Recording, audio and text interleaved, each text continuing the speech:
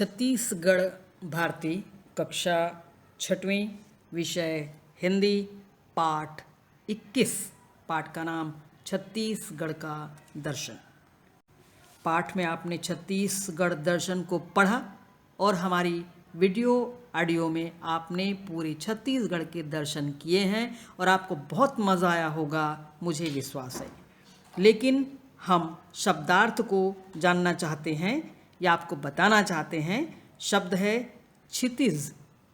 क्या मतलब होता है? वह स्थान जहाँ धरती और अंबर मिलते हुए दिखाई देते हैं।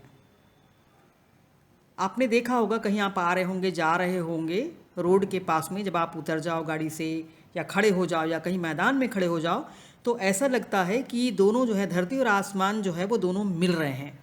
हालांकि ये नज़र के लिए होता है कि जहाँ तक हमारी नज़रें जाती हैं वहाँ तक हमें दोनों साफ साफ दिखता है और उसके बाद जो है दोनों एक हो गए हैं, एकाकार हो गए हैं, ऐसा लगता है। उसी स्थान को कहते हैं हम क्षितिज।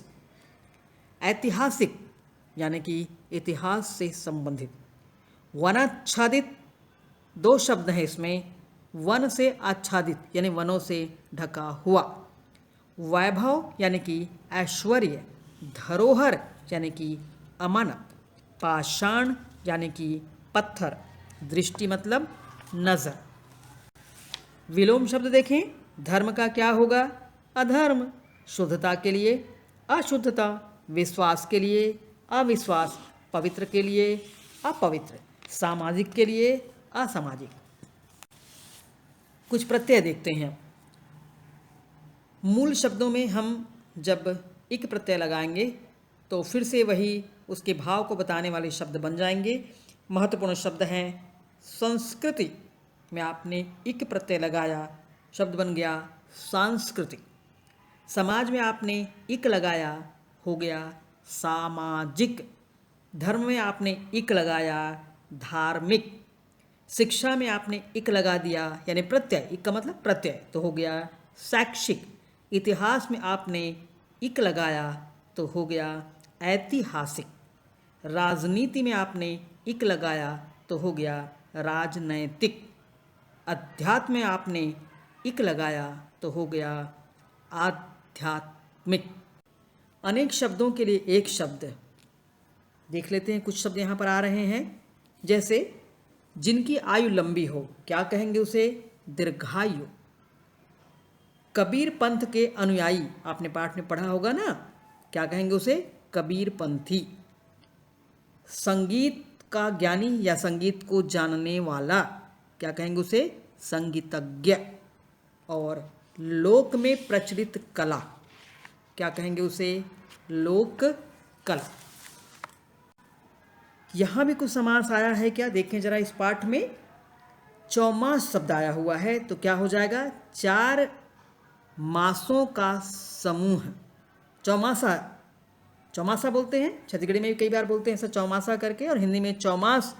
हम माह नहीं कह रहे हैं, माहों ऐसा हो जाएगा, तो ये उच्चारण जो है थोड़ी शुद्धता से पृथक है, इसलिए मास शब्द का प्रयोग हम यहाँ पर कर रहे हैं। तो 4 मासों का समूह। सप्ताह यदि एक शब्द है तो हम उसे कैसे डिफाइन कर लेंगे? 7 दिनों का एक समूह होता है, तब हम उसे कहते हैं सप्ताह। जहाँ 9 रत्नों का समूह होगा तो हम क्या कहेंगे?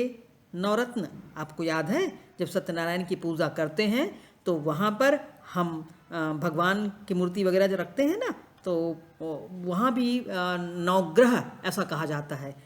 तो नवग्रह किस तरह से आपका टूटेगा, समास में जाएगा, वो आप करके देख लीजिए। बिल्कुल वही चीज़ है। नवरत्न नवग्रह एक जैसे होंगे। 5 वटों का समूह पंचवटी। 3 भुजाओं का समूह त्रिभुज। सभी शब्दों में यानी वाक्यों में अगर शब्द कहें तो चौमास, सप्ताह, नवरत्न, पंचवटी, त्रिभुज। और जब हमने इसको उसका विश्लेषण किया तो वहाँ भी आ गया 4 मासों का समूह, 7 दिनों का समूह, 9 रत्नों का समूह, 5 वटों का समूह, 3 भुजाओं का समूह। इस प्रकार की बात हमने की है। ये सभी में संख्या आ रहे हैं, तो संख्यावाची होने के कारण यह हो जाएगा द्विगु समास। द्विगु समास में क्या होता है? जिसका प्रथम शब्द संख्यावाची होता है उसे हम कहते हैं द्विगु समास।